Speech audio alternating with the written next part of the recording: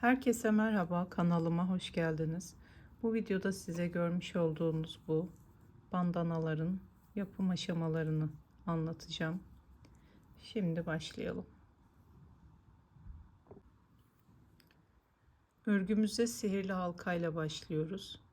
Bunun için bakın şöyle parmağımıza ipimizi doluyoruz ve oluşan halkanın içinden tığımızı batırıp bir tane ilmek yapıyoruz ve burada sabitliyoruz.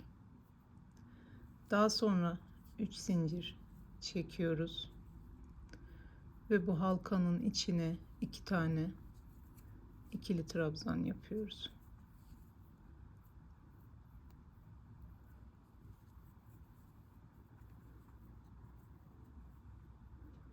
Zincirimizle birlikte 3 tane trabzanımız olmuş oluyor. Araya 2 zincir çekiyoruz ve tekrar ipimizi doluyoruz ve 3 tane daha ikili trabzan yapıyoruz.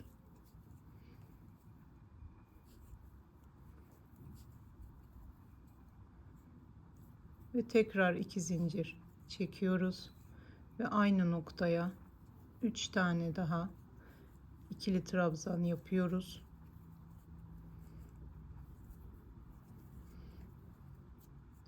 Ve bu şekilde ilk sıramızı tamamlamış oluyoruz.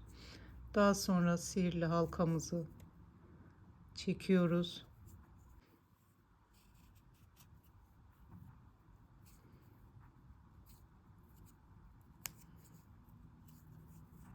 Ve iyice kapattıktan sonra bu ipi arkada sabitliyoruz.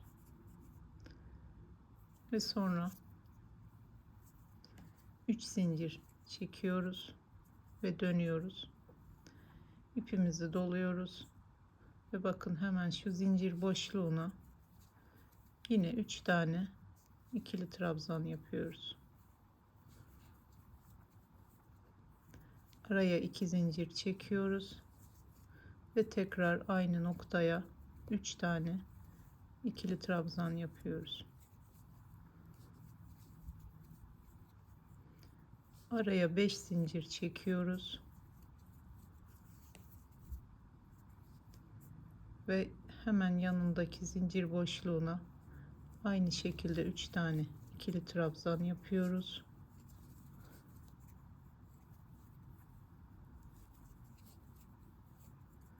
Ve araya 2 zincir çekip tekrar aynı noktaya 3 tane daha ikili trabzan yaparak ikinci sıramızı bitirmiş oluyoruz.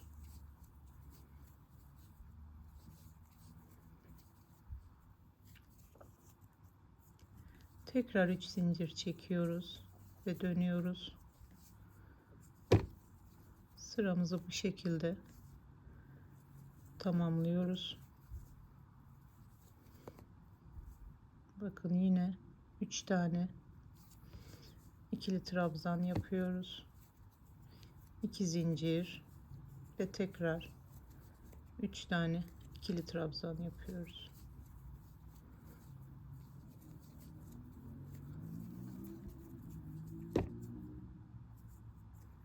Tekrar 5 zincir çekiyoruz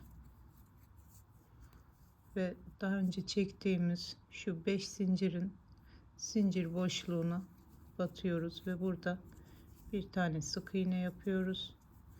Tekrar 5 zincir çekiyoruz ve hemen yanına üçlü grup ikili trabzanlarımızı yapıyoruz. Araya 2 zincir ve tekrar 3 tane ikili trabzan.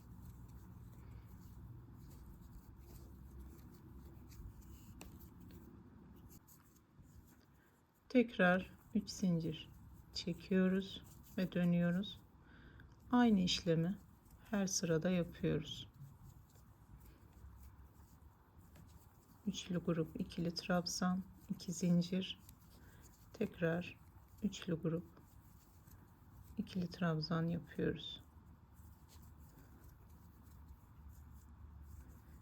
5 zincir çekiyoruz ve oluşturduğumuz şu zincir boşluklarına birer tane sık iğne yaparak devam ediyoruz.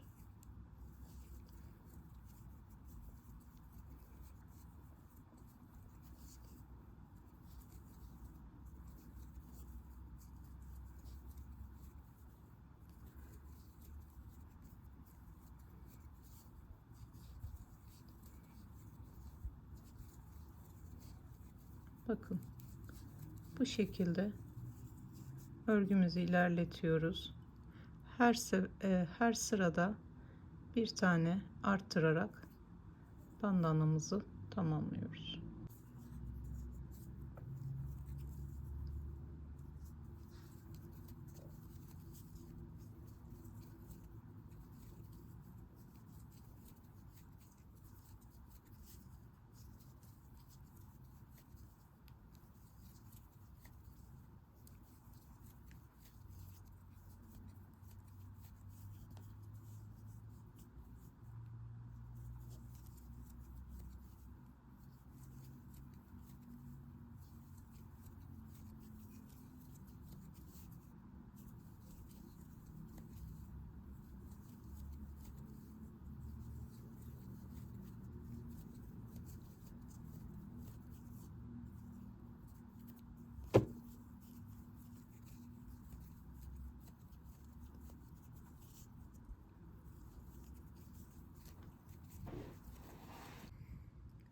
Bu şekilde bandanamızı her sırada bir tane arttırarak istediğimiz ölçülerde yapalım.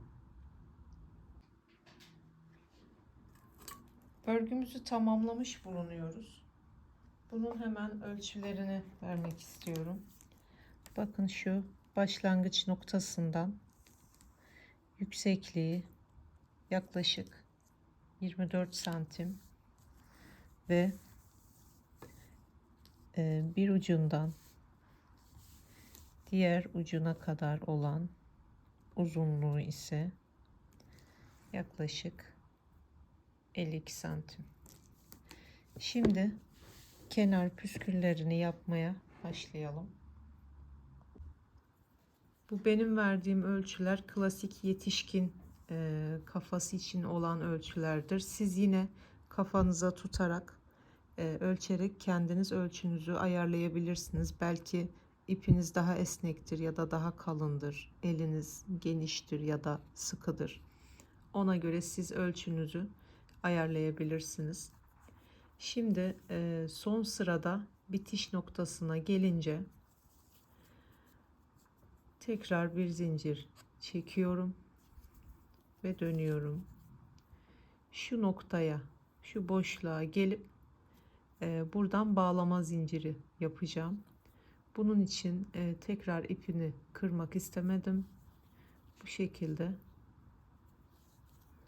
bakın şöyle ilmek kaydırmayla şu orta noktasına geldim. Ve bu noktada yaklaşık 24 santim olacak şekilde zincirimi çekiyorum.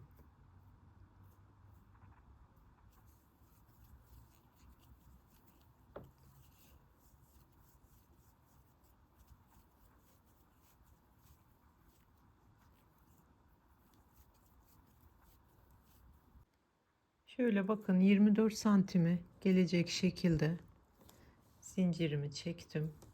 Yaklaşık 62 adet çekmiş oldum. Bu zincir sayısı çok önemli değil. Şimdi bu zincir biraz daha kalın dursun diye bakın şu zincir boşluklarına bu şekilde ilmek kaydırma yapıyorum.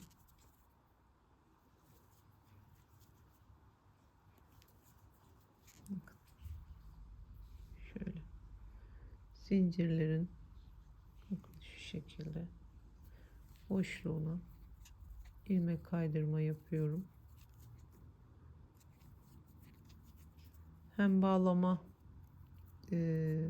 ipim biraz daha kalın olmuş oluyor. Hem de ben tekrar bu noktaya zaten gitmek istiyorum. Şimdi bunu zincirin sonuna kadar yapalım.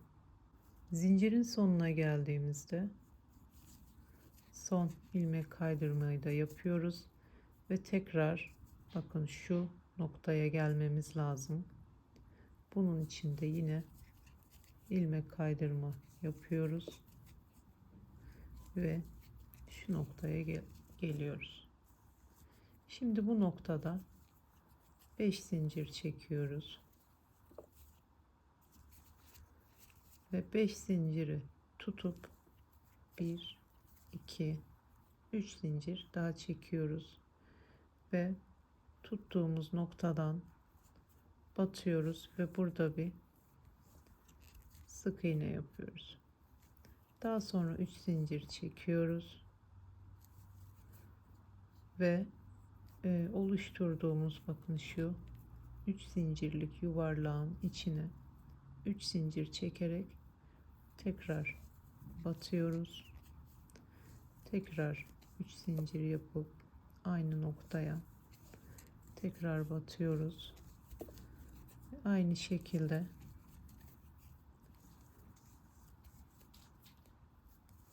burada bir küçük çiçek modeli oluşturuyoruz. Buraya boncuk da takabilirsiniz. Fıstık modeli de yapabilirsiniz. İstediğiniz her şeyi yapabilirsiniz. Ben bu şekilde çiçek modeli yapmayı tercih ettim. Şimdi tekrar 5 zincir çekiyorum ve hemen yanındaki zincir boşluğuna batıyorum.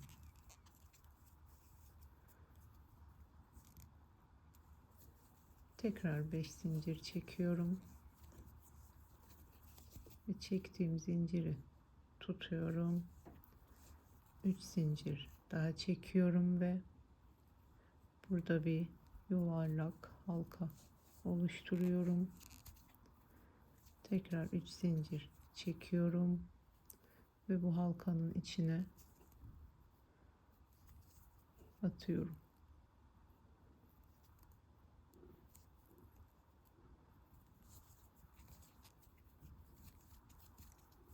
Tekrar 3 zincir çekiyorum ve bunu 4 kere tekrarlıyorum.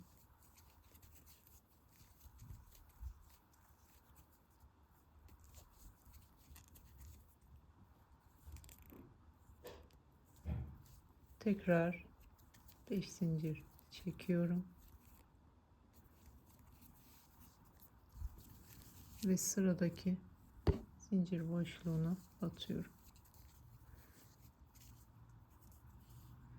Bu şekilde tüm kenarları yapıyoruz ve şu noktada tekrar bağlama zincirini yapıyoruz ve bandanamız bitmiş oluyor.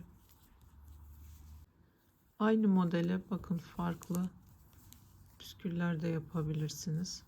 Şuradaki çiçek modeli yerine şöyle minik pullar takabilirsiniz. Bunu da nasıl yapıyoruz? Hemen bunun üstünde göstereyim. Şöyle 5 zincir çekiyoruz ve şu minik pullarımızın boşluğundan tığımızı batırarak burada minik bir sık iğne yapıyoruz. Daha sonra tekrar 5 zincir çekiyoruz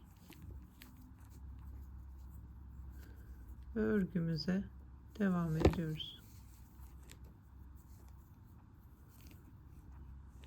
Bu şekilde bakın. İsterseniz ipinizin renginde ya da böyle farklı renklerde de güzel olabiliyor. Bu şekilde yapabilirsiniz. Tekrar bir tane yapalım.